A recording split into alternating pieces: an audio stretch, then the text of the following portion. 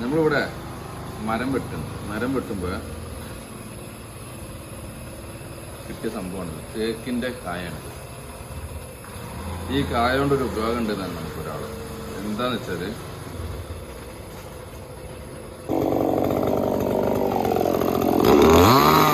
അപ്പോൾ പറഞ്ഞു തരുന്നത് തേക്കിൻ്റെ കായാണ്.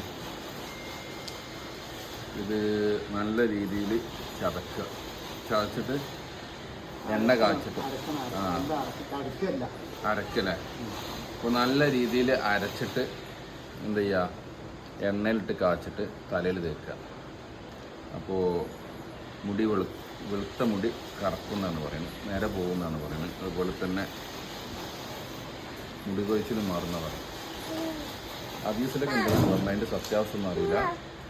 എന്തായാലും തേച്ച് നോക്കട്ടെ, എണ്ണ കാച്ചിട്ടെ തലയിൽ. എന്തായാലും പരീക്ഷിച്ച് നോക്കട്ടെ. ഇതാണ് സാധനം, തേക്കിൻ്റെ കായാണ്.